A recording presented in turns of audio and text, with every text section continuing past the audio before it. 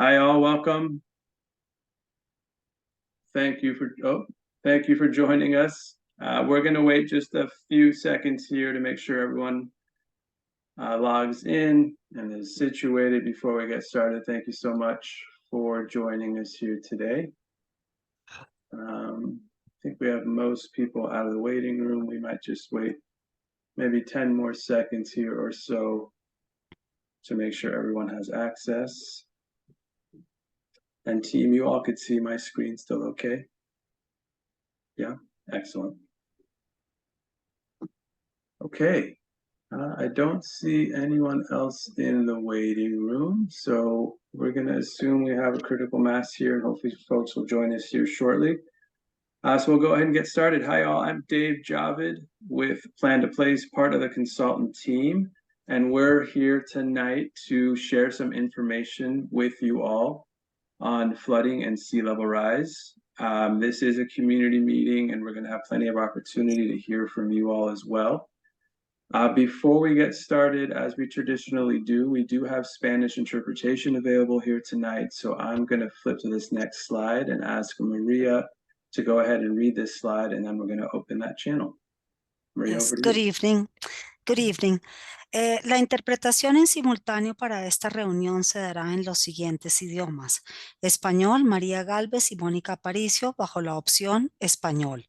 Por favor, haz clic en el icono Interpretación en tu barra de herramientas para acceder al idioma deseado. Ahora, por favor. Thank you so much, Maria. You're welcome. Daniel, if you can go ahead and make that switch over, we'll get Maria and Monica on that channel. Give me the thumbs up when you're ready.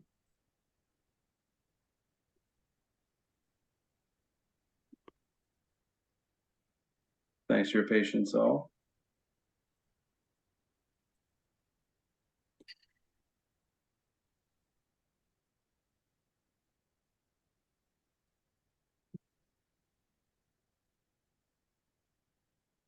Daniel, we're ready to go. Great. Okay. So I just want to quickly go over just some basic logistics. I'm sure you all are Zoom experts at this point. Just as a reminder, because we do have interpretation, we're going to all try to speak as slowly as possible for those that do want to follow along in Spanish. We're also hoping to record that Spanish interpretation as well, that Daniel's doing on the side, so that we can have that available after the meeting. And we're going to do our best to put things in simple terms so that we can move through this efficiently. Just wanted to note that we do have closed captioning available for those that are calling in. When we do get to the Q&A portion, if you dial *6, that'll also allow you to unmute yourself when we turn on that function. And we definitely encourage you all to turn on your videos so that we can see you all, as this is a community meeting. As I mentioned, we will go through a portion of Q&A with you all where we'll allow you to unmute yourselves. We're going to use the hand raise function, which again, I'm sure you all are used to now, but it's in the toolbar at the bottom. If you go ahead and click that, that'll let us know that you would like to contribute, and then we'll go ahead and unmute you. We also do have the chat function available throughout the meeting for you all to ask any questions or comments. On that note, I just want to note that we're not going to be necessarily answering any comments as we go through the presentation, because we anticipate there will be quite a few questions that will come in that we do want to actually verbalize those that we can during those moments in the presentation. So while we'll be tracking those comments, we won't necessarily be responding to any comments, but please do let us know if you have any comments or questions there as they come up through the presentation, and we'll be tracking those.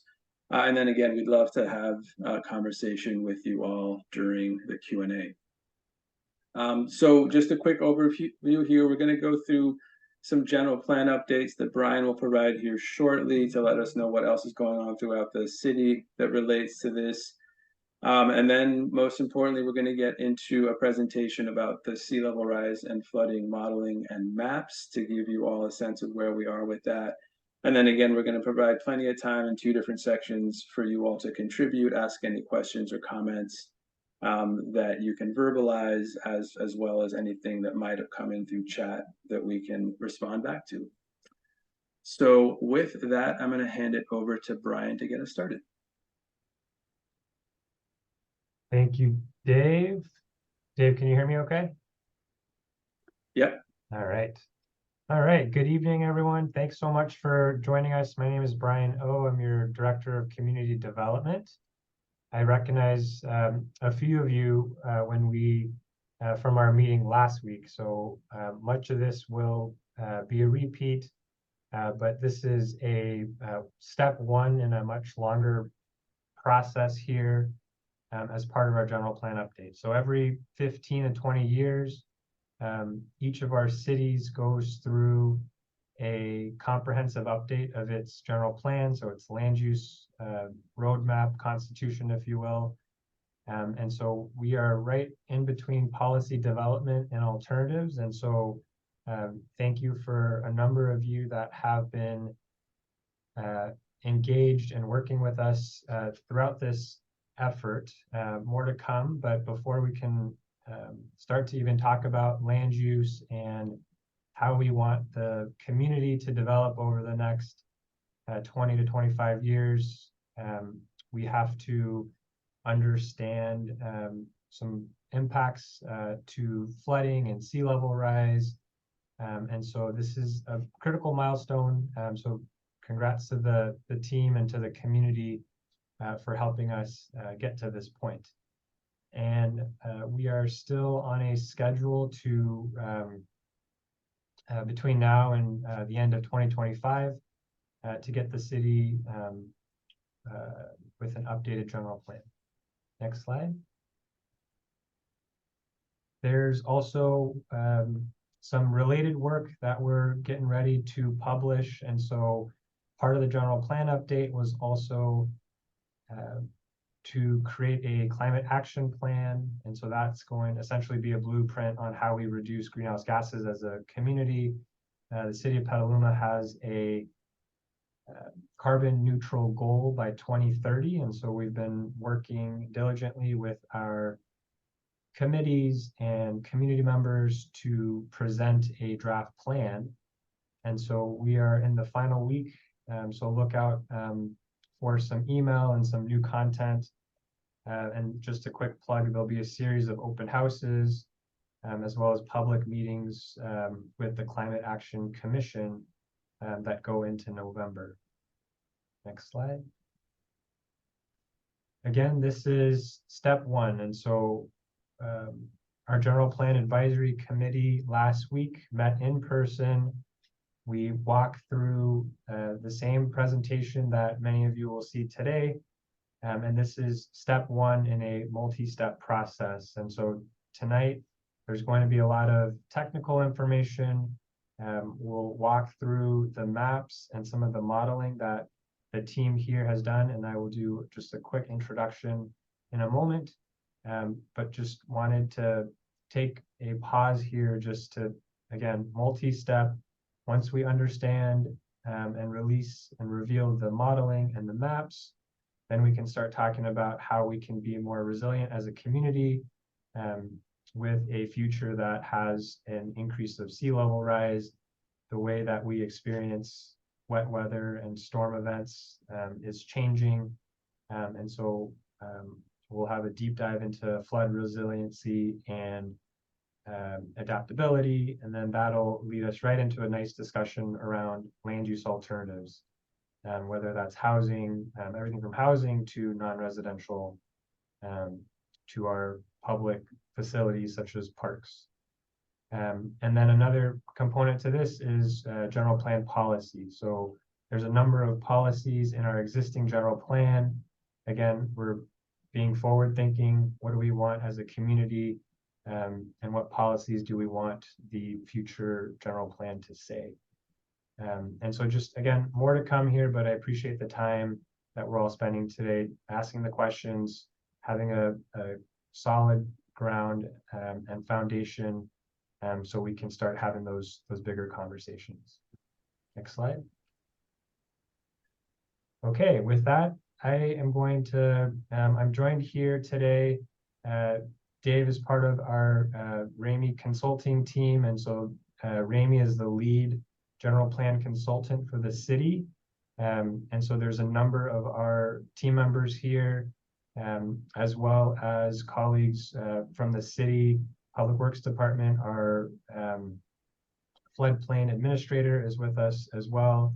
And so, again, looking forward to sharing what we've learned over the past year and a half. And you know, with that, I guess I'll turn it over to Gina. Thank you, Brian. Can you hear me okay? Yes. Okay, thanks. Hi, I'm Gina Benedetti Petnick, Assistant Director of Public Works Utilities, and I'm going to give you a soft open here, leading into what will be a relatively technical presentation by our flood and sea level rise modeling consultants. So next slide. And I'm going to talk briefly about floodplain management and focusing on the very center of this slide. It's what floodplain management is all about, and that's keeping our community safe. We start, I'm going to start going clockwise around this slide from preparing for the future. Floods can happen anywhere, as we all know, and they can wreak havoc very quickly. And as we are continually working to keep Petaluma safe by minimizing flood risk and damage throughout the community, we go about that in several ways. We have a multi-pronged approach as floodplain managers do. I am the floodplain administrator for the city of Petaluma as well. And I won't say that we start by coordinating with FEMA, but it's certainly a large part of what we do. We work with FEMA closely and the National Flood Insurance Program, the NFIP, to manage our flood insurance rates for the community, particularly for those who are in our flood hazard area. And we do that through a program called the Community Rating System, CRS, and it is a very involved and detailed program and effort that's managed by the NFIP to help communities manage their risk and be proactive in the community with education and with mitigation measures and awareness and very practical approaches to minimizing risk during floods. And I have with me tonight Pam, who I'm sure will be available during Q&A. Pam is our community rating system manager.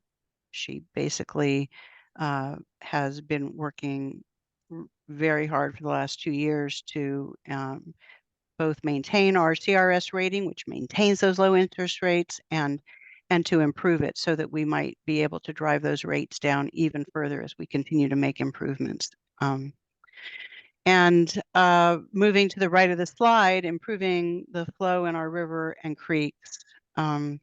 So in addition to many of the other things we do, we always are looking ahead, trying to identify projects that will benefit the floodplain and minimize our risk and manage that water as we know it will come through our waterways here. Some of the projects that might be familiar to you that we have already implemented over the last, I'd say, probably in total, maybe over the last 10 years, are the Payran Reach projects. Those were designed to protect homes and businesses from flooding and included the widening of the river and constructing the flood walls and the public path along the river to increase carrying capacity of the river channel. And it improved public access to the river as well, and better links to the neighborhoods, to those trails. We also installed the Denman Reach project that was designed to decrease flooding along Industrial Avenue. That's been very successful, as we've seen from our most recent floods. That project included the purchase of 5 parcels along the river and widening and deepening the water's floodplain to allow it to spread in open space rather than in homes and businesses when it floods.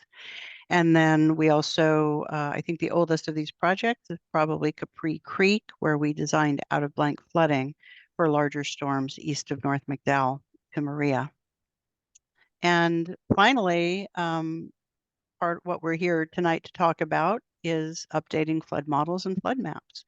And that's the bottom tag on this slide. We've updated our flood maps with state-of-the-art modeling technology and much more robust data to better understand our flood risks in both rain events and storm events. We've also have developed, for the first time, sea level rise maps specific to Petaluma. We have layered these sea level rise scenarios now over our rainfall flood maps that we'll be presenting tonight in areas of Petaluma that are affected by incoming tide levels. So we can better understand the combined risks for our long-term planning. And we'll learn a lot more about that in the next several slides from our consultants.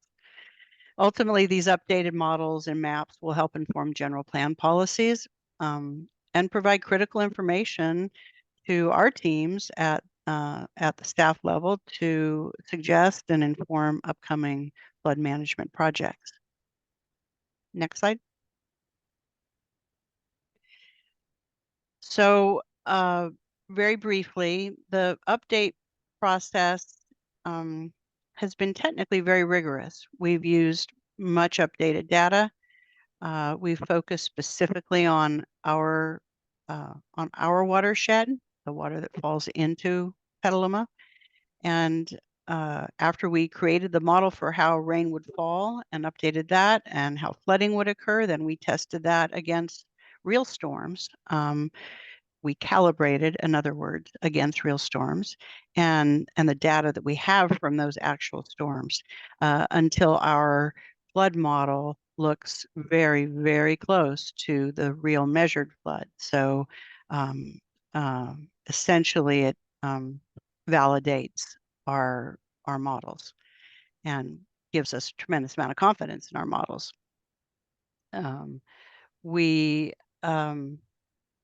We follow best guidance, of course, from FEMA, Federal Emergency Management Agency, from NOAA, the National and Oceanic Atmospheric Administration, and particularly State of California Ocean Protection Council, or the OPC. And I believe Sebastian will be talking more about those further on as well. And I think the only other thing I'd want to walk away from this slide is just making sure that I say that what we've done with this work effort that you're going to be seeing tonight is to take the historic data that we have for rainfall in our watershed and in our town and combine that with very predictive forward-thinking modeling for not historic, but rather for future conditions due to climate change, and put those on the same map so we could see combined effects and use that more holistic approach and model to inform our decision making and our policy making as we move forward. Next slide. So the team we have that I've been working with and our team has been working with very closely now for about a year was started with West Consultants. West Consultants works for both public and private clients in all phases of water resources engineering, both nationally and internationally. They have nearly 60 professionals with advanced degrees in water resource engineering, including 14 with PhDs. West staff are teachers to the industry through HEC-RAS training that they offer nationwide through ASCE, the American Society of Civil Engineers, and Regional Floodplain Management Associations. Dave Smith manages the San Diego office and has been performing and managing hydrologic and hydraulic modeling, and that will be explained again in a future slide. Been modeling that for Petaluma since 2005. And So Dave will be presenting a little bit later in this evening. And next slide, please. And then our other lead consultant is, nope, there we are, Sherwood Design Engineers. So Sherwood has been working hand in hand with West Consultants and with city staff. And they are an international civil engineering firm. Their main offices are in San Francisco, New York, and Petaluma. We've had the pleasure of working with Sebastian Birch, who manages Sherwood's efforts on flood resilience for the Petaluma General Plan update and works out of their Petaluma office. And has the support of his staffing from both San Francisco and New York offices. They are 110 staff firm. And they use innovation and elegant design to the design and implementation of sustainable infrastructure. They provide hydrology modeling, stormwater management, watershed restoration, rural urban infrastructure planning, and recently have completed projects on sea level rise modeling and flood resilience, including multiple jurisdictions in the Bay Area and nationwide. And Sebastian is going to kick off the technical portion of our presentation. Thanks, Sebastian. Great, thanks so much. I'm really excited to showing this work. I'm in our office right now, about 50 feet from the river, so it's a personal interest and a professional project. So, and Petaluma is it's a pretty interesting place on our river. We're a tidal slough, so that means water's moving through the city in two directions. Sometimes it's moving down the river, and surprisingly, sometimes it's moving up the river. When it rains, water moves down the land, creeks through the river and out to the bay, but also, next slide, water also comes up the river from our daily tides and also from storm surge. Next.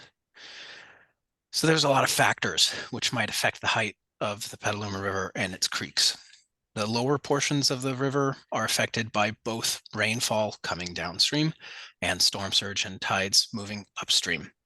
Whereas up in the upper watershed, it's pretty exclusively driven by rainfall. So there's a lot of different factors you see on the screen here. Petaluma, we're lucky. We're not affected by wave swell from the bay, but a lot of other factors do have to be considered. So as rain falls on the city and the surrounding areas, that greater watershed all the way up to the top of Sonoma Mountain, it has to work its way through the creeks, through the rivers to the bay, and it can flood things along the way. We also have tides. They cycle up and down 2 times a day. And we know that our highest tides of the year already cause flooding right now. There's seasonal factors like El Nino, which can raise or lower the river for months at a time. You can have a storm surge off the coast that can raise the level of the ocean and the bay for days or weeks.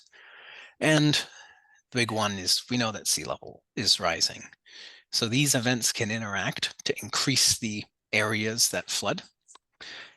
So it's important to consider which of these factors happen at the same time and need to be considered together, and which of these happen due to different phenomena and happen at different times. So since there's so many variables to consider, we're going to be going through them tonight. Next. There's 3 main sources of flooding to the city that were considered in this model update. Wherever possible, using already accepted industry methods, the 3 main types of flooding are king tides, rainfall, and storm surge. So first off, king tides. Those are those highest tides of the year. They happen a few times a year, and they happen even if there's no rain on a blue sky day, and they're already a concern. Rainfall, sure, happens every year, but what we plan around are the really big rain events. Those rain events that only have a 1% chance of happening every year. A lot of people call this the 100-year rain event. What fewer people know is that there's already this third form of flooding, storm surge, that we plan on, that we design around. It's called the 1% or the 100-year storm surge. So how is that different from the rainfall? Storm surge is this extreme event where atmospheric conditions like El Nino or Pacific storms or strong winds on the coast and the bay force water up the river, and they can flood the city from the bottom up. It's based on a totally different set of conditions than a 100-year rain event, and they're almost guaranteed to never happen at the same time, those two extreme scenarios. But a 100-year rain event and a 100-year storm surge do have the same chance of happening each year. So in any year, there's a 1% chance you'll get a 100-year storm surge, and there's a 1% chance you'll get a 100-year rain event. And a lot of people don't know that they're different things, because the flood maps that we're used to looking at usually merge those two areas, flooded areas, together into one big blob. That's how we're used to seeing it on flood maps. But they are actually two separate phenomena. So king tide information is based on measurements of the tides. We have good data on that. The US Army Corps of Engineers tells us how high that 100-year storm surge is going to be, so we have a good source for that. But to predict how rainfall will affect the city, you need to consider a lot of different variables.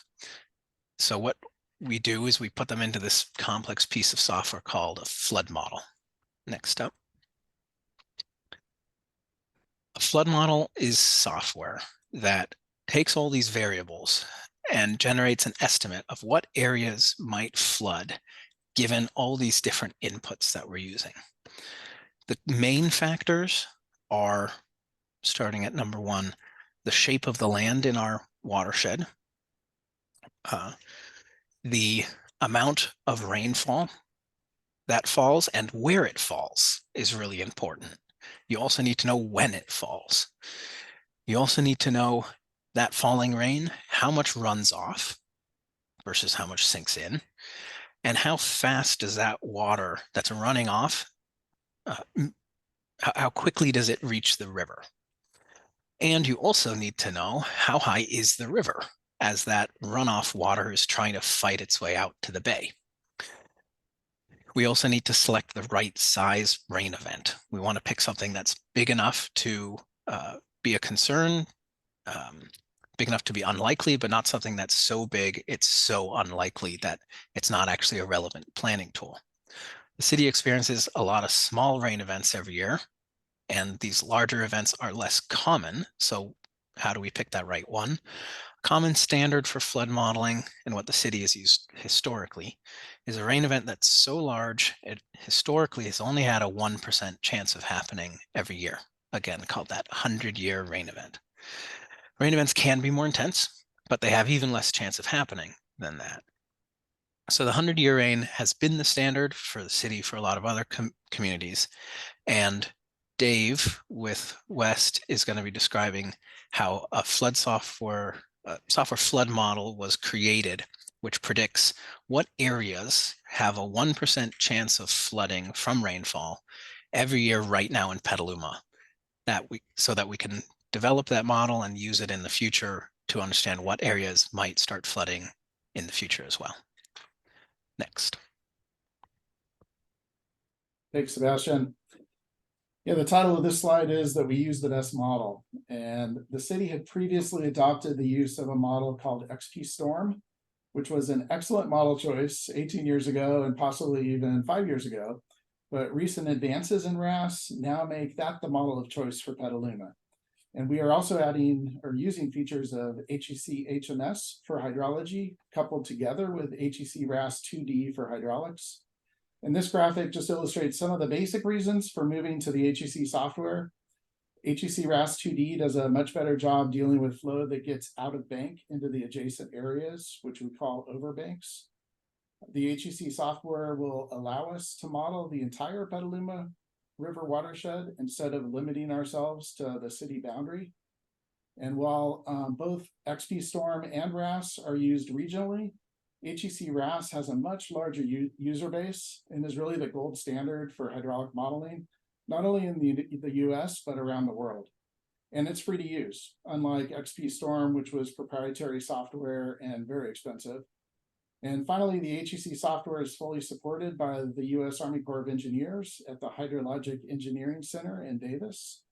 They're basically teams of folks dedicated to improving the software and standing behind the product.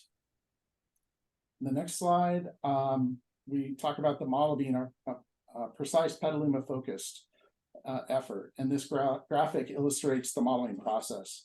We're using the best model, HEC RAS 2D, coupled with HEC HMS.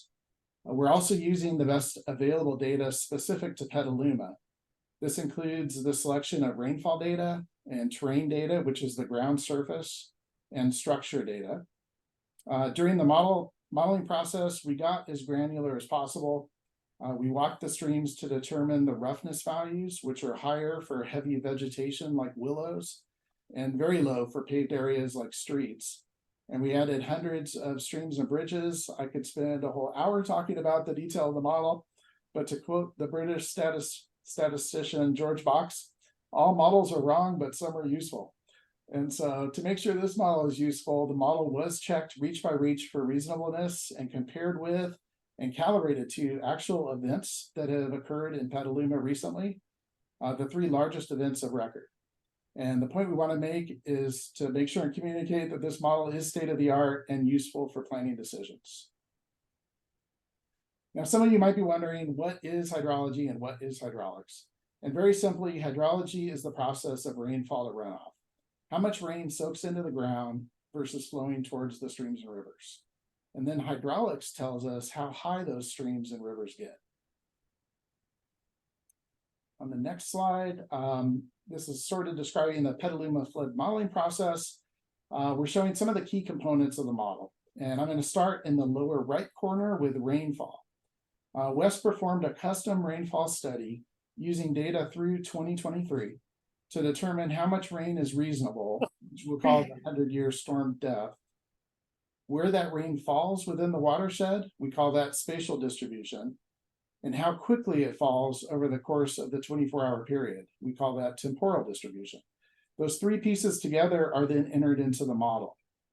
And then moving to the bottom left, we have hydrology and hydraulics. So the model components include, as I've mentioned, the ground surface terrain, field surveys, land uses, vegetation levels and creeks.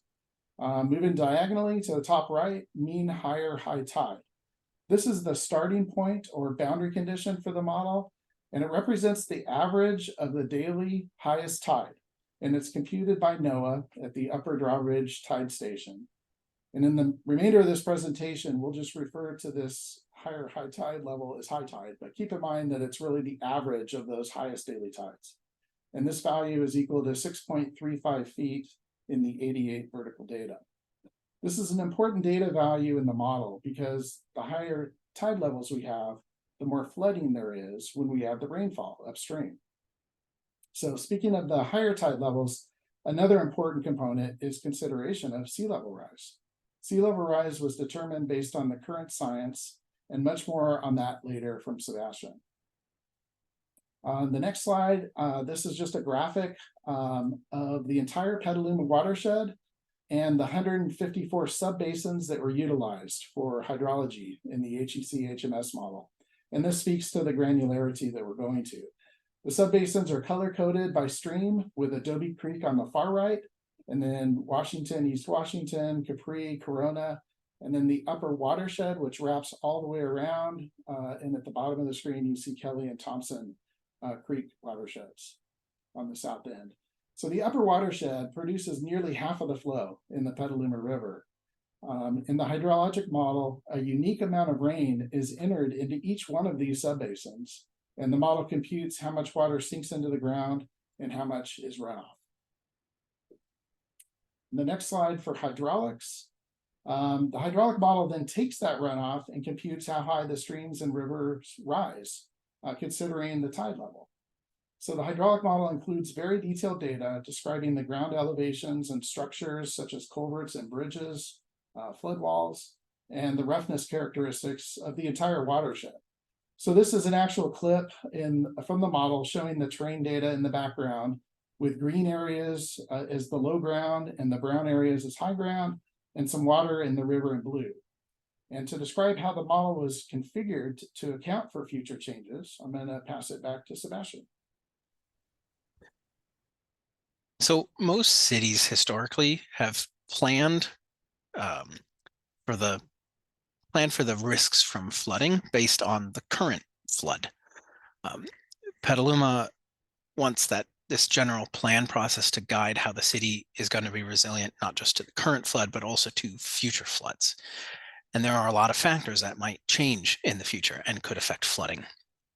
Some concerns, like rainfall or storm surge getting more intense, are really new information, really new data, and not sufficiently understood to incorporate into the model, or they don't have enough regional precedents or state policy guidance to reliably utilize. Whereas other factors, like how much land in the city is covered in pavement and buildings, was able to be incorporated into the model. It was tested, and the model actually provided results that said changes in the impervious cover in the city don't have a significant impact of the 100-year flood. Impervious cover in the city has a lot of other serious impacts, but the model showed that it's not actually impactful on the height of the river during these really extreme flood events, which we can discuss more during Q&A. Sea level rise is the big factor. We knew from previous city efforts that it can have a really large impact on the city. And it's also really well documented by state guidance. And there's a lot of regional precedents that we can reliably use it as a planning tool. So let's discuss how sea level rise predictions were selected. Next. The main source for sea level rise predictions in California is a guidance document developed at the state by multiple agencies and research institutions. It's called the OPC 2018, the Ocean Protection Council Guidance 2018. It provides this really well-researched and nuanced process to guide a lot of different aspects of sea level rise planning. And a lot of cities in the state and agencies are already using it, including within the Bay Area. So OPC 2018 doesn't just tell us how much sea level rise might happen in the future, but also tells us how likely those amounts of sea level rise are to happen. That's really important because depending on what you're planning, you want to use either reasonable estimates or really safe bet, pessimistic estimates. So this lets us select high levels of sea level rise for efforts that are really vulnerable to flooding. And it also lets you use lower levels that are more appropriate for projects that might not be very vulnerable to flooding. The guidance also lets us select sea level rise predictions for the middle of the century and all the way out to the end of the century. Next. There's a real key assumption that was made in an area where the city is able to take state guidance and go even a little bit safer than that, which is how there were different recommendations for how much the state thinks, how bad future global greenhouse gas emissions are going to be. So every prediction that we're using during this process assumes that global greenhouse gas emissions don't significantly drop in the future. They in fact continue to rise for decades. That's a pretty pessimistic view. Petaluma's working on making significant progress on its emissions, but for this purpose, we don't want to be optimistic about global climate change. We want to prepare for these significant and bad outcomes.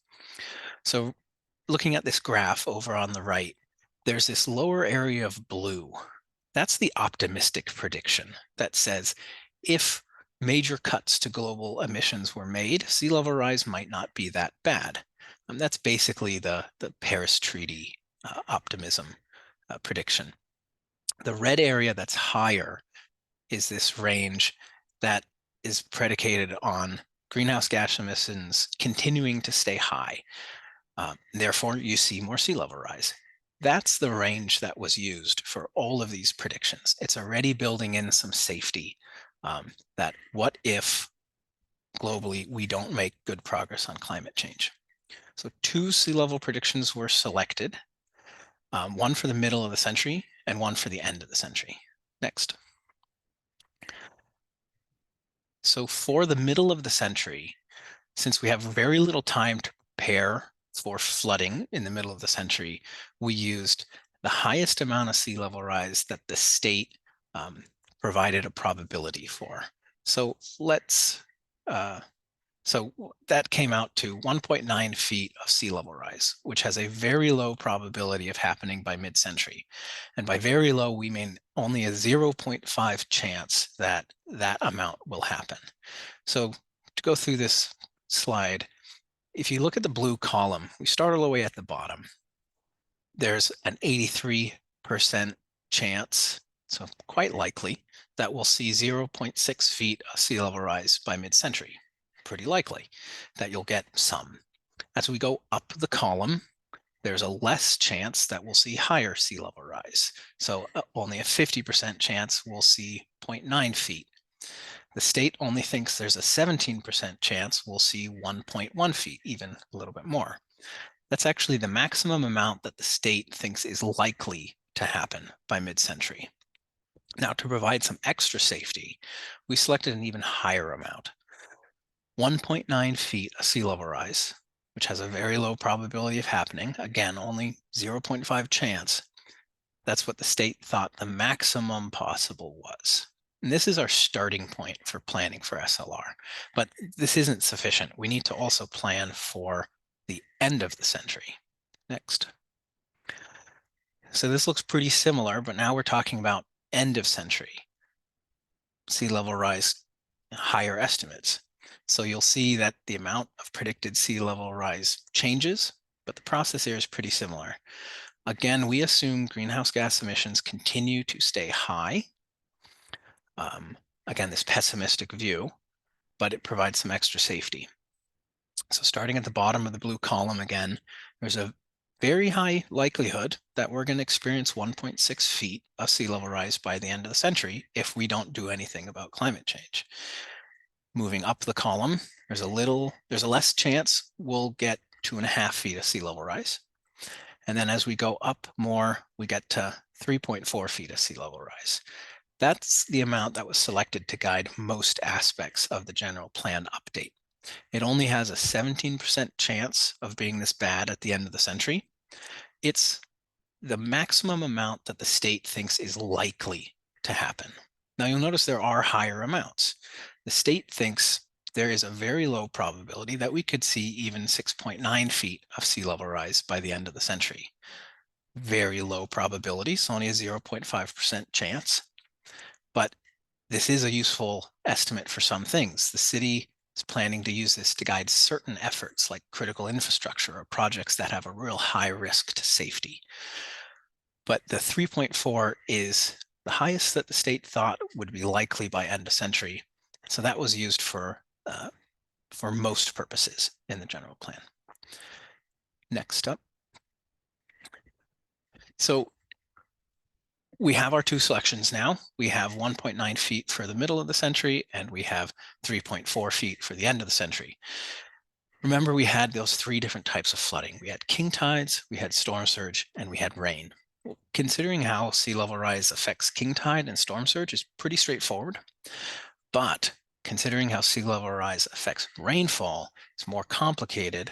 That's why we need that model that Dave was describing. So let's get into how we use it. So taking a pause from talking about rain, and we're talking about the other 2 flood types, king tides and storm surge. Like was mentioned before, king tides, storm surge floods, those can each happen without rainfall. So we consider those extreme events as independent of rainfall and independent of that flood model that you saw Dave describe. This process is a little bit more straightforward.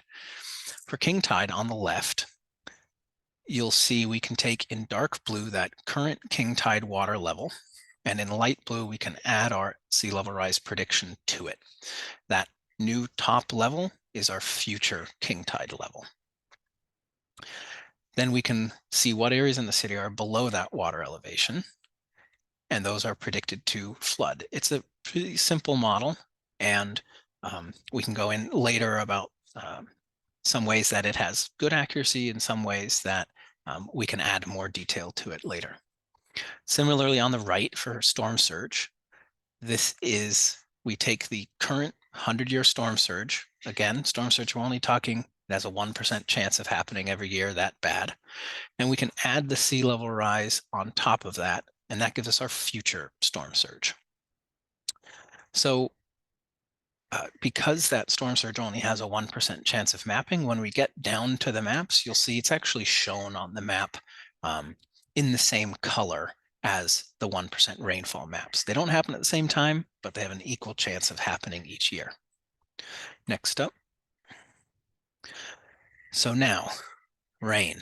Unlike with king tide and storm surge, which are mapped separately from rain, sea level rise changes the way rainfall floods the city in a much more complicated way. If the river is higher because of sea level rise, then the rain has a harder time flowing out to the bay, so more areas get flooded. So to consider the rainfall, we need to use this new flood model. So as Dave said, for understanding how the 100-year rainfall can flood the city right now, the model assumes the river is at high tide during that rain event. For the future, what we do is take that high tide, the current high tide, and we move it up by the sea level rise amount. And then we run the rainfall model. We model that 100-year rain falling, working its way through creeks and rivers, but now it has a harder time getting out because the river is higher. Next up. So we're about to get to the maps. What did we map? Gina's going to be showing the maps, but here's a list of what you're going to see. So the first two are maps for the middle of the century using the very low probability sea level rise of 1.9 feet. The impacts from the rain event and the storm surge that have a 1% happening each year are merged into one map. They look same color merged together. The king tides are going to show on a separate map because they don't have a 1% chance of happening every year. They definitely happen every year. And then we have the same two kinds of maps for the end of the century that use that higher 3.4 feet of sea level rise. And at this point, I'd love to hand it over to Dave.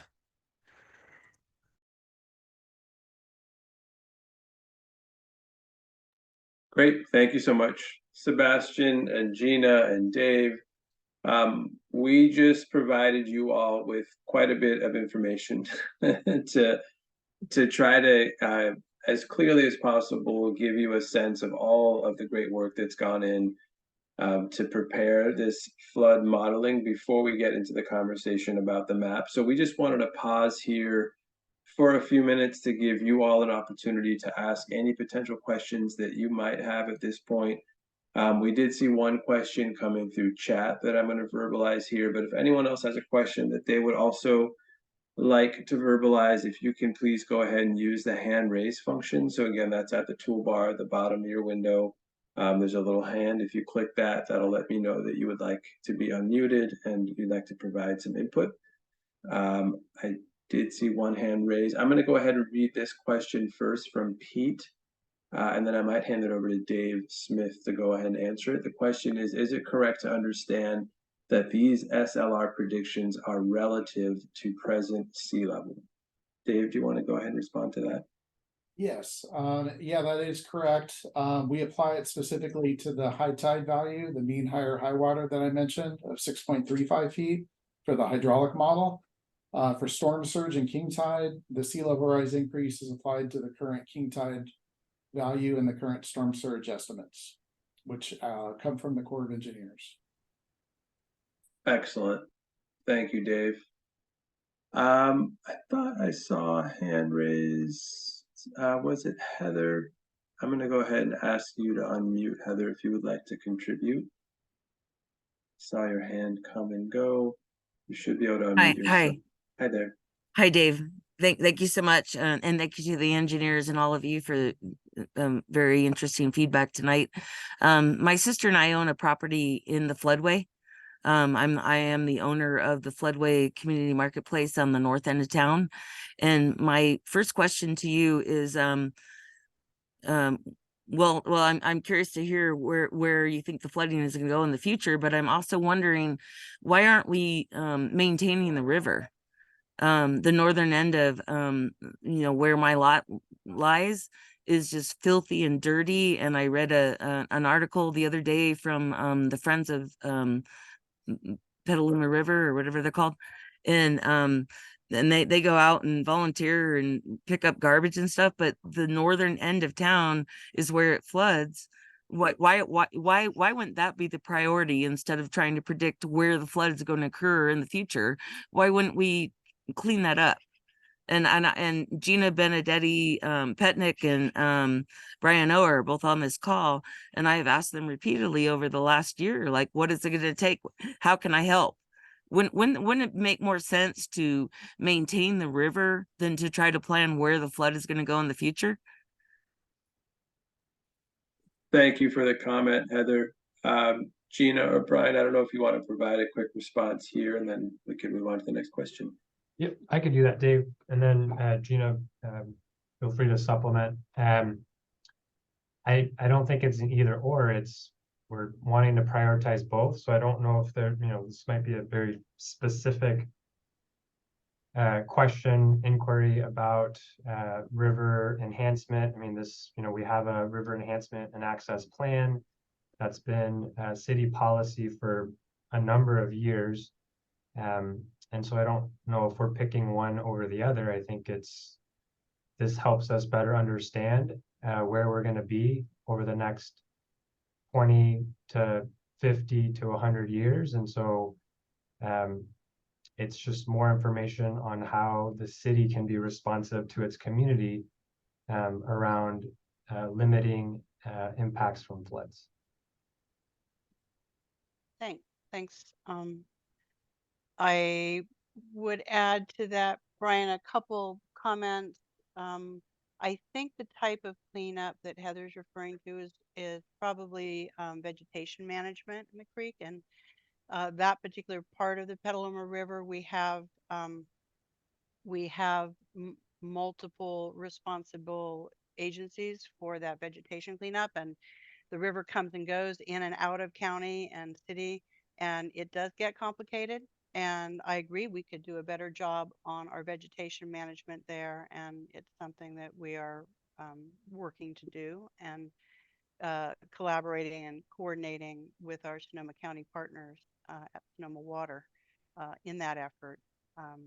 And I just also want to add that Friends of the Petaluma River, our local nonprofit that is all about basically being a steward of the river in a lot of different ways through education and cleanup and projects and access to the river.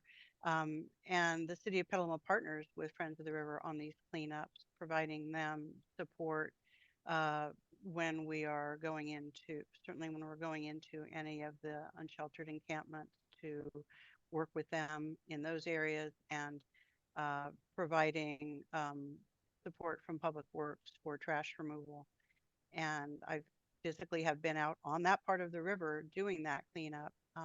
We have a lot of city volunteers that participate in that as well, and they do great work, and we support them wholeheartedly.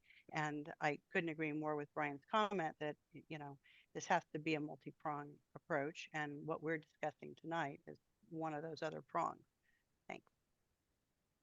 Great, thank you so much, Brian and Gina, for that response. And Eric, I see your hand up. There's one more question, or a couple more that came in through chat. I'm going to go ahead and verbalize that, and then I'll come to you next, Eric. George had asked, do the modeled rain events assume bigger storms with climate change? And I'm going to ask Sebastian if you could please help respond to that. Yeah, thanks, George. So no, they don't. The current modeled events that you're going to see on the maps don't consider rainfall that might be higher in the future, or storms which might be larger in the future. At the time, there's insufficient data, reliable data on this. There's insufficient state guidance or even regional precedent on how much worse might rainfall get. There are some estimates that say the peak storms could get a little bit less intense, and there's some guidance that says it could get worse. What there isn't is a really reliable source for that.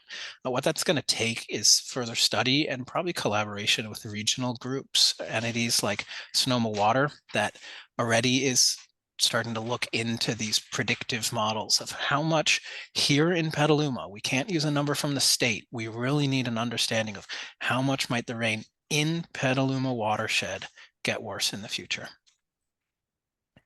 Great, thanks so much, Sebastian, and thank you for the question, George. Eric, we're going to go to you next. You should be able to unmute yourself. Thank you. Yeah. Thanks for this presentation. It's very informative. I'm curious about just selecting the standards. This is something I don't understand very well. You've mentioned a couple of times using state standards for sea level rise, for instance, and I'm wondering if did the work, are you selecting state standards because those are the best? Was there some analysis of a variety of standards that may have been higher or lower, or are we like required to because we're a city following state standards? I'm just wondering what goes into what constitutes the best standards to go by. If you can comment on that, thank you. Thank you, Eric. Who from the team would like to take that one? I guess I could take a stab. So the use of OPC is it's not a mandate. It's not a state legal requirement that we do this. In a lot of ways, the city is kind of going above what most municipalities are doing, which is just sticking with the FEMA firm process, which doesn't even think about sea level rise. And so the OPC, it is really the best source right now. It's used really broadly across the state. Marin County used it for its, a lot of municipalities, coastal and also inside the bay. So it really does represent the most rigorously studied, and it has the most number of agencies, research groups, and jurisdictions backing it up.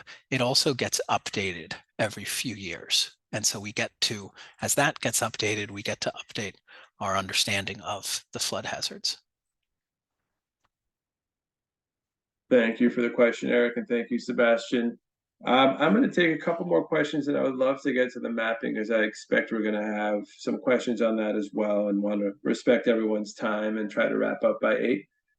But Pete, you had asked another question through chat if we should think about sea level rise beyond 2100, recognizing that the city was incorporated 165 years ago. And Sebastian, I might turn it back over to you real quick to respond to that thought. Yeah, absolutely. I have a 1-year-old and we live in Petaluma. And so the time after 2100 is of interest to me. So I appreciate the question. So the sea level rise predictions that were selected are already somewhat pessimistic for the end of century. Because again, we only looked at the estimates that happen if global greenhouse gas emissions continue to go up for another couple decades. Basically meaning globally, we do almost nothing to address the climate crisis. And so that already builds in some safety into 2100. And what that means is, so it actually lets us look, this map actually does in a way let us look past 2100, because even though 3.4 feet of sea level rise has a low probability by 2100, as you go further into 2110, 2120, 2150, that amount of sea level rise starts getting more likely. And so by having this map, it also lets you kind of look into later after 2100 and say, that starts looking like a map that doesn't have a low probability of happening. It starts looking like a map that has a more chance of happening. So these products, they're not just stamped to the year, they have this probability built into them. So you can actually think about them later on. And as I said, for certain really critical things that we know are going to live past the year 2100, higher sea level rise estimates, 6.9 feet, that is very unlikely to happen by that date, are, should be considered for really critical safety concerns. Great, thank you, Sebastian, and thank you again for the question, Pete. Heather, I see your hand raised, but I also see a couple comments you threw in chat, so I'm going to go ahead and reference those. And if you still had something to verbalize, we could do that before we move forward. But you did note that you own property in the floodway, and the north end does need some cleanup. I think the team is aware of that. You also asked where the sources for the data provided are in the presentation. I do believe we had most of those referenced throughout the presentation. The presentation will be posted online for reference as well. I don't know if the team had any other comments or thoughts on that, but I just wanted to reference that before we move forward. I don't see any other. Hey, Dave. Yes, go ahead, This Gina. is Gina. Yeah. I think I have a correction to make to my comments earlier, talking about the northern reach of the river. There is a section, and I think Heather Pratt's property might lie within that private section. Apparently, from Twin Bridges up through the KOA is privately owned, and the city and Sonoma County do not have easements there. So that is part of the reason why we can't quite get into right. I think that's probably right where she's looking. If that's the case, I wanted to make sure I clarified that.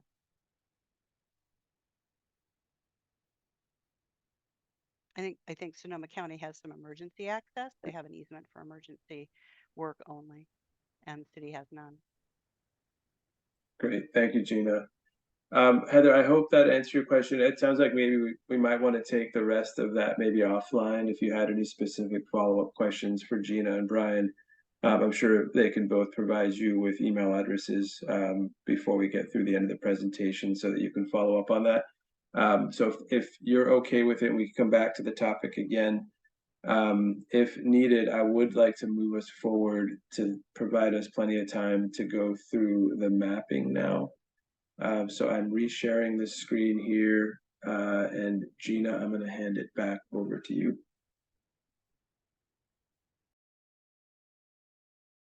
Gina, I think you might be muted. Thank There you. you go. Thanks, Dave. Thanks.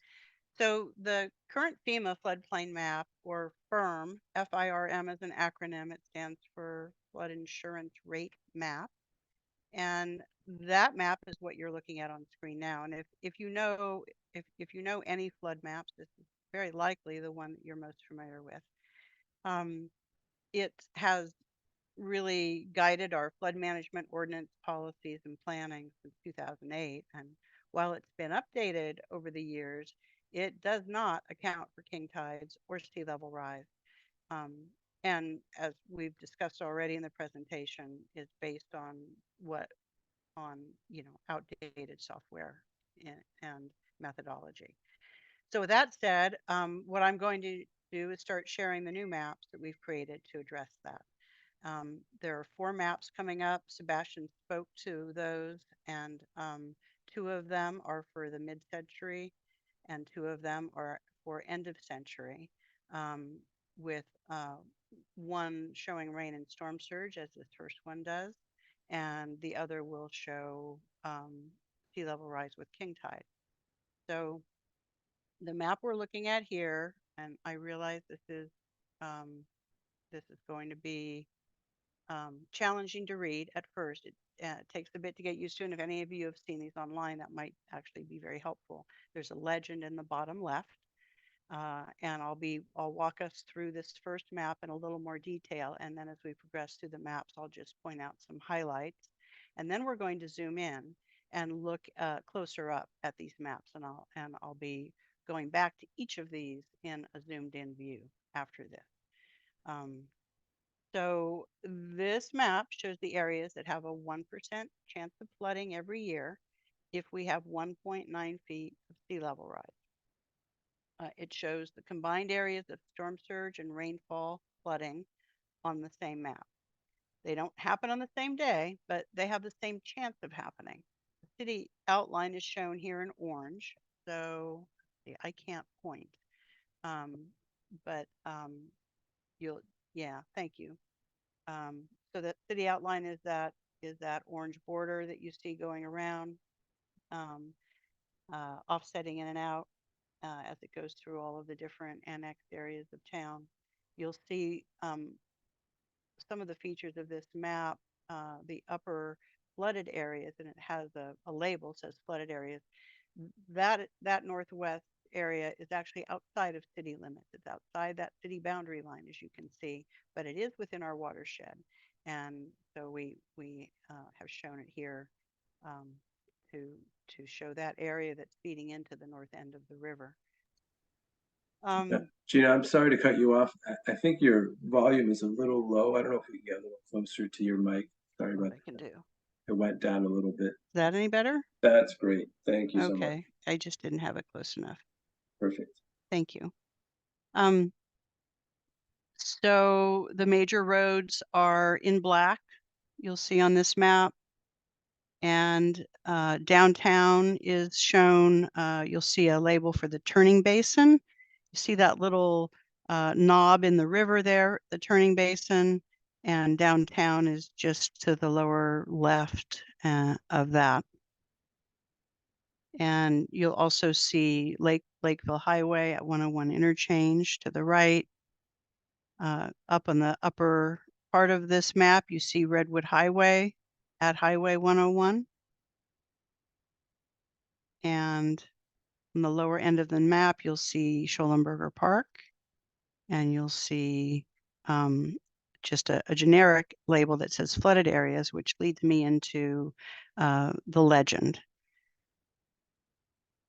So flooding on this map is shown on all of our maps are shown from shallow flooding. Shallowest flooding is in yellow, and it goes through the blues into green, being the deepest flooding. So from light blue to dark blue, we go from 2 feet up to 5 feet of flooding. Anything deeper than 5 foot of flooding is shown in green, which is mostly wetlands and river. The most important thing that this flood map taught us is that 1.9 feet of sea level rise only changes the areas that have a 1% chance of flooding from the bottom end of the city up to about Washington Street Bridge. And upriver from there and up the creeks, this amount of sea level rise stops causing extra flooding during a rainfall event or storm surge. And we'll zoom in on this in a bit, and you'll be able to see that a little more clearly. So David is pushed on to the next slide, which is... I think we're one slide ahead. We want to drop back to the king tide slide. Great. Thank you. Okay, here we are. So now we're still at mid-century and still at 1.9 feet of sea level rise, but instead of layering that on rainfall and storm surge levels, we are layering it on top of king tide. And again, a very low probability by mid-century, that 1.9 feet of sea level rise. You'll notice you only see now the flooded areas, yellow, blue, green areas, flooding in the creeks and wetlands with maybe a couple new breakout areas. And I'm gonna just ask if you would, Dave, quickly flip back to 42, and everyone take a look at this and then flip back and forth a couple times. Again, these are both the same level of amount of sea level rise, the same mid-century, one with storm and rain and the other with king tide. And you'll see that, of course, the king tide isn't affecting anything upriver. It's all largely south of downtown. And remember, while it's less flooded areas, we're looking at king tide and keeping in mind that king tides happen every year, as Sebastian went through earlier in his slides, explaining that it's a sure thing. Those other elements of storm surge and rain are, percentages of happening, But this is 100% of happening. This isn't a 1% of happening. We know king tides are going to hit every year. And so it's important that we have a look at these and that we take these into account as we plan. And then next slide, we're going to move into end of century with 3.4 feet of sea level rise. And now we're back to a rain and storm map. And again, this map is showing 1% chance of flooding from rain and storm every year with 3.4 feet of sea level rise. This is the largest amount of sea level rise that the state thinks will likely happen by the end of the century. It also assumes global greenhouse emissions don't go down, and we do nothing to prepare for floods. That is, we don't do any flood mitigation projects. We don't do anything to improve water flow. We don't do anything to control it. It assumes none of that. It's saying if all those conditions are the same and we don't reduce greenhouse gases, this is what it would look like at the end of century with that amount of sea level rise. And just as in the previous maps, flooding is shown by the shading, again, from shallow flooding in yellow to deeper flooding in dark blue and green. Yellow shaded areas are less than half a foot, so less than 6 inches of flooding is yellow. The salmon or coral color is up to 1 foot deep of flooding, so 6 inches to 12 inches of flooding. And then from light blue to dark blue, we go from 2 feet up to 5 foot of flooding. And then anything deeper than 5 foot is that green color. It's at the bottom of the legend, and that's what you see a lot of the south end of town. This map certainly shows us a lot more flooded areas. And most importantly, it taught us that 3.4 feet of sea level rise only changes the flood model from the bottom end of the city up to about the Payran Bridge.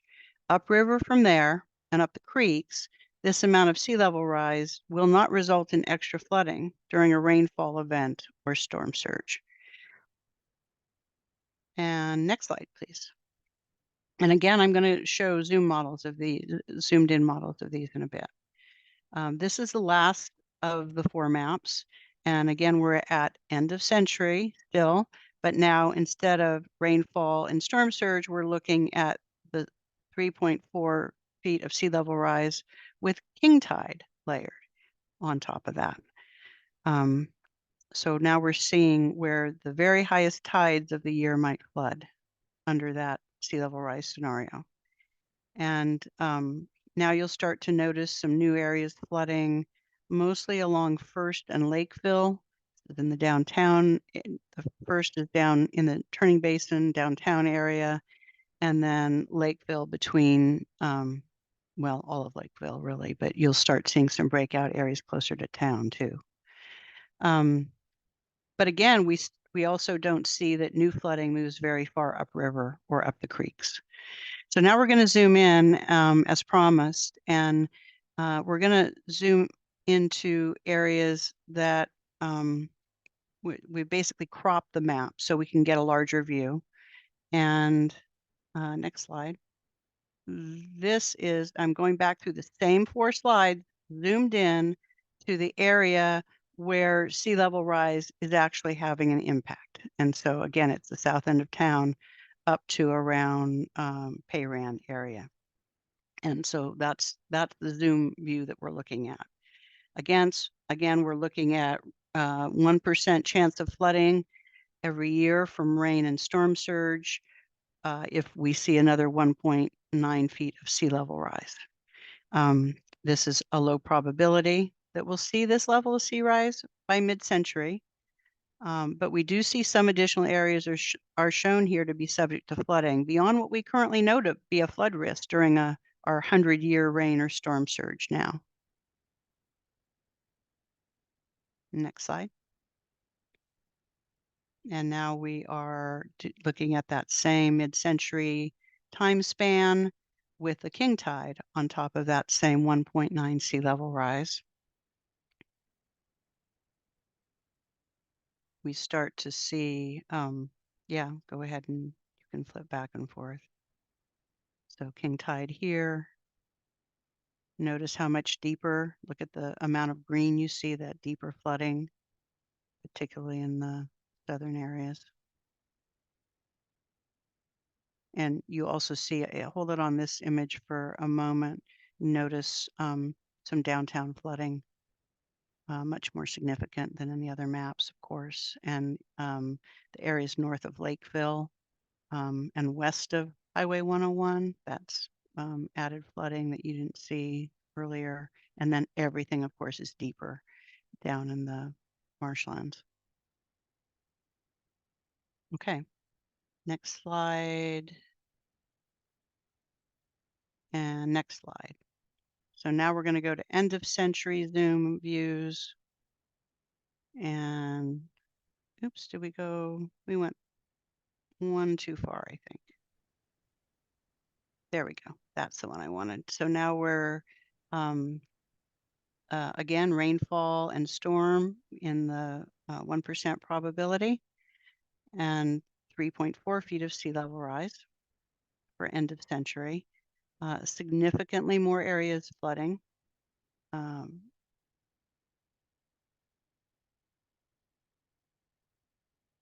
starting to see even 2nd Street and a lot of areas around surrounding Lakeville. A lot of that flooding is coming down from the watershed through the creek that you're seeing in the upper part of that map. That's not coming up from the river as much as coming down from the creeks. So this, the effect of this amount on sea level rise on the flood dissipates around the Payram Bridge. It's why we zoomed in and we don't go much north. We don't show much north of that. And this is the map which is proposed to guide much of the general plan effort. And I want to note that for certain efforts, critical infrastructure or projects with high threats for human safety, we will recommend using an even higher sea level rise prediction than the 3.4. And we can go into that in more detail if desired at a later point. And then king tide at end of century. Again, you don't see very much north of 101, bit of downtown, but not very much. Most of the king tide affected areas are south of 101. I think that's it for this map. Let me see if there's anything. Actually, can you flip back to that for me, Dave? Sorry. I also wanted to point out on the king tide map that that the maps, just to reiterate, the maps show areas that could flood in the future. They don't consider global emissions might not continue to be as bad as we've assumed. So again, these are what are considered conservative assumptions and provide us a factor of safety as we plan ahead. And again, these maps also don't anticipate any new resiliency or flood mitigation projects along the river or creeks. Again, very conservative assumptions. And the intent is to use these maps as tools to guide us as we move forward for planning.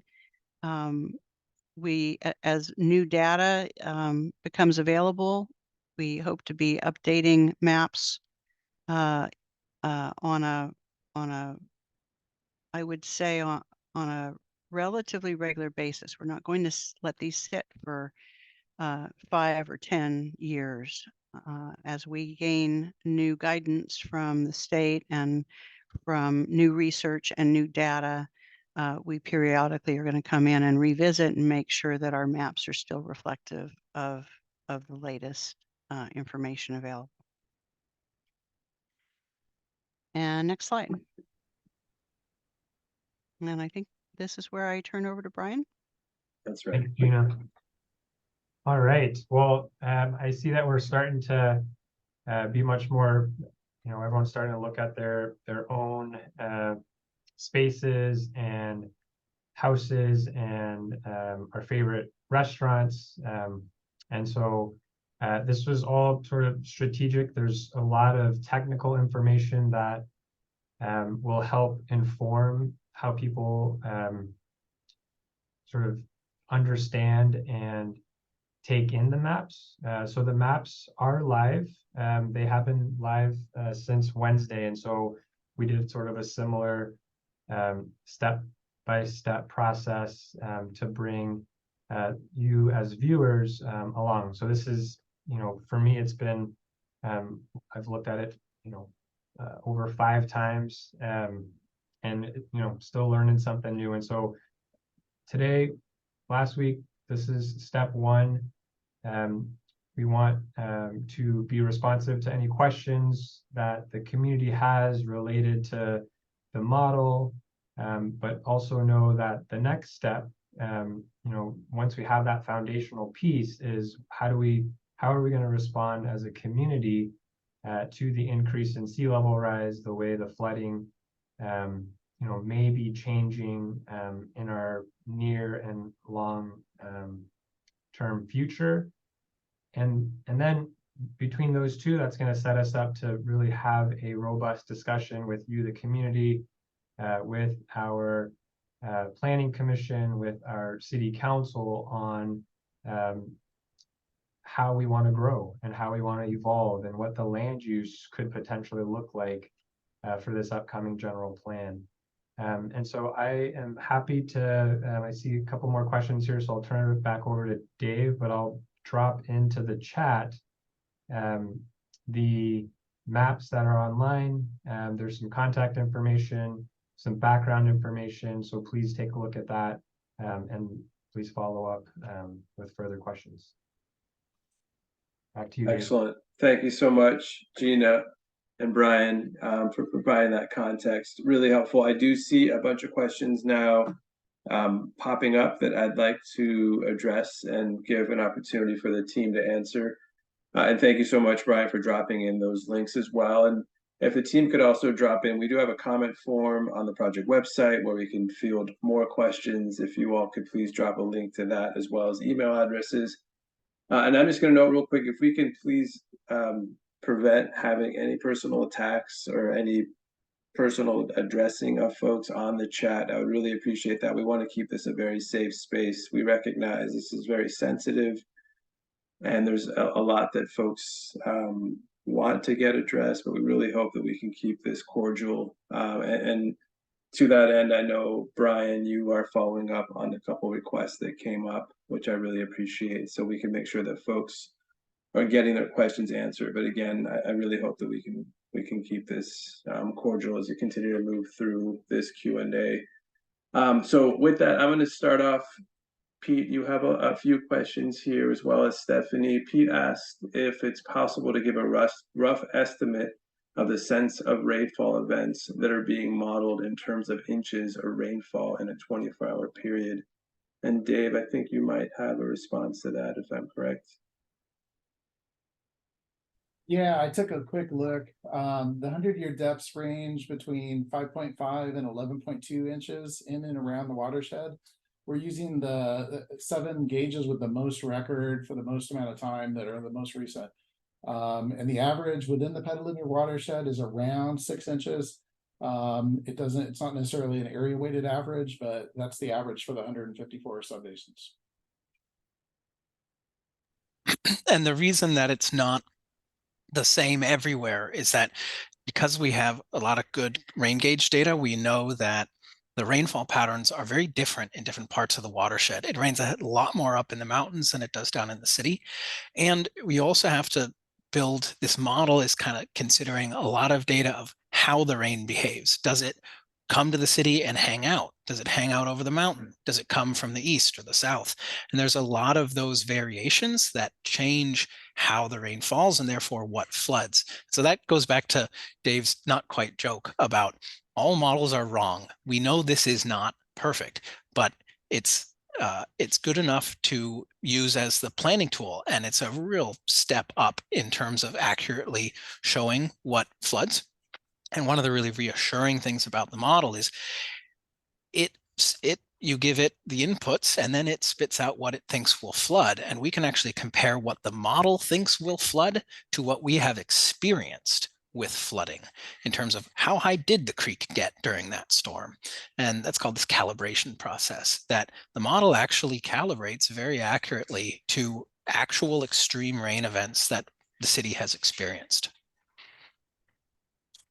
Great, thank you so much, Dave and Sebastian, and thanks again for the question, Pete. There's a couple more questions that came up. Dave Alden, I know you've had your hand up for a bit, so I'm going to go to you next, and then I might address one chat comment before I come back to you, Eric. So Dave, you should be able to, let's see here, unmute yourself now.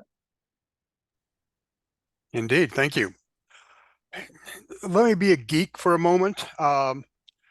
The holding the mean higher high tide as the downstream condition, I certainly understand why that is from a computational perspective, much more efficient, would take a lot more power otherwise. But it raises several questions. Did you run some models where you did let the downstream condition, downstream water levels go with the tides? If you didn't, how do you calibrate the model when your downstream condition is so different from the reality when the storms occurred? Does that fixed downstream elevation add a level of conservatism to the results that we may or may not understand? And lastly, is there any possibility of hydraulic conditions that occur when the downstream elevation is changing that is being missed when we exclude that element from the model? Great question. Yeah, I can jump in. Yeah, so the mean higher high water, again, it's that higher value for the day. And we know that the tide does drop and then go up and then drop again. And so, yeah, we actually did try modeling that for the hypothetical event just to see how it would do. And we actually end up with almost the exact same result as assuming the high tide value for the whole 24 hours. To your question about the calibration, which is a great one, we have to start the calibration, the downstream end of the calibration run is at a gauge, either at D Street. I think we had one at Schollenberger, or a couple of events at Schollenberger, we had data. And so we have to run, to the nearest stream gauge data that was actually recorded during that event. And that is the boundary condition for the calibration events. But then when we run a hypothetical, that's where we need to assume something conservative. And mean higher high water is the standard that FEMA uses for floodplain mapping for the 100-year event. And that's what we used for this modeling. Thank you. Great, thank you, Dave, and thanks for also responding, Dave. We have a lot of Daves here today, as we typically do at these type of meetings. Let's see, I'm going to take one more question here from Stephanie and ask the team if we have a response. Asking, why do we keep building close to the river and North Petaluma? And asking kind of who are these maps for, insurance related, planning related. So I know that we're going to have more response to that as we move through the process and in future meetings. I just wanted to give a chance for the team to maybe give a quick overview of how we're going to kind of use these maps moving forward. Who would like to take that? Gina, would you like to take that one? Yeah, I can take that. Brian might want to add on. Sure. So first part of the question, for the maps for insurance, planning, etc., the answer is yes. It's for all that. At some point, I would say somewhere between 1.5 to 2 years from now, after more work with the community and more refinement, adding some additional detail to the maps, we ultimately will use the flood maps, not the sea level rise, and not king tide, but the storm and the rain maps to present to FEMA and start a review process with FEMA to incorporate these into their firm map updates. And that process takes a while.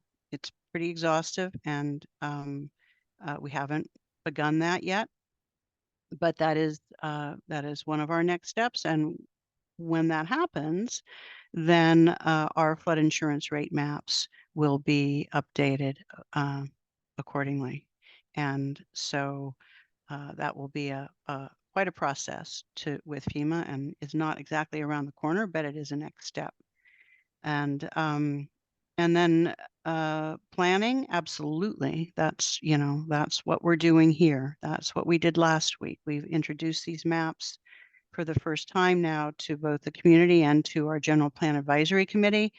And there's going to be more upcoming meetings and work from the advisory committee as they sort through the maps and start discussing planning policies around these maps and how they're going to impact our land use and other issues that our general plan is addressing. So I think, Brian, anything you want to add to that?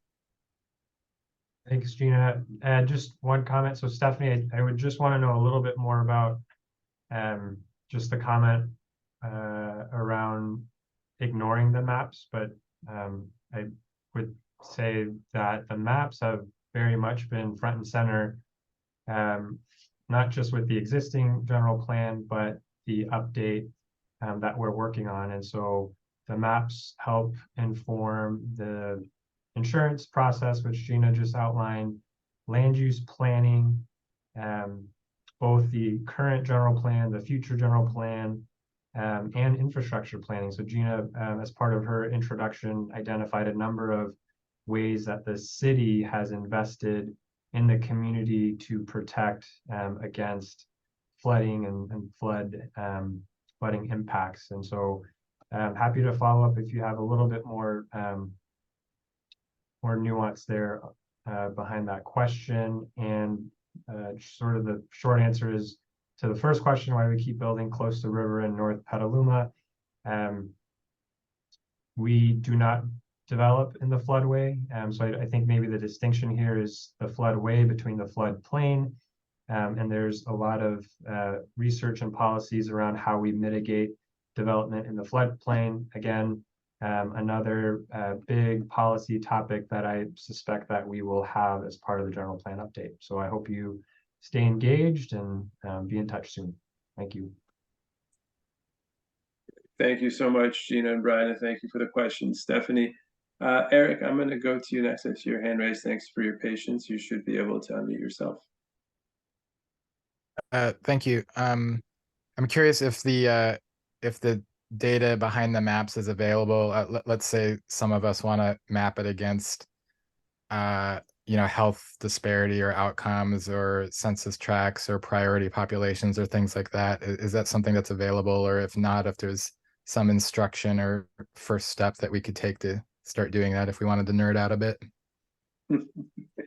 Great question. I don't know who would like to take I'll that. take that. So we do, part of the rollout, we do envision sort of an open portal ArcGIS in an ArcGIS format. So Eric, happy to just follow up, just send me, I'll drop my email address in the chat, but please do follow up and we'll get you what you need. Great. Thank you for the question, Eric, and thank you, Brian. Okay, I'm going to go to another question that came in through chat. And again, if you all had questions you want to verbalize, please feel free to use the raise hand feature and we can let you do that. So a question from Ben, question about the 100-year flood. How does the most recent atmospheric river that caused flooding compare to the flood? And I might ask Dave to take that one. Sure thing. Yeah, we considered the largest events of record. We looked at the gauges that had more than 20 years of record. And I think we had 31 stations that we started with, and it went down to, I think, around 20. But yeah, unfortunately, all the data is lumped for that whole period of record. And so I don't have the data in front of me to be able to split out and see what that particular event was, but I could potentially follow up later with that data because we do have it all in the database. Great. Thank you. And thanks again for the question. We had another one from Christine that it seems like the flood model assumes development and zoning remain static. Additional impermeable surfaces may change the model and point to policy actions. And Dave, I think you might have some thought around that as well. Yeah, there's two things. First, if we go back to that graphic that showed the 154 basins, most of the sub basins are in areas outside of the urban development core of the city. And those are contributing most of the runoff to these rivers and creeks. And what we found is, the urban watersheds are already cranked up so that there's so much running off from them that even just assuming they're entirely impervious, it really doesn't add that much more. And we've done runs for the city looking at build out conditions and found that most of the time it really is a very small amount. And I know in general, if you have it in the wrong place, it could really be a huge factor. But for the city, unless we're talking about developing all the way up into the upper watershed and up into the hills, it's really not a big issue. And we've found that with the modeling.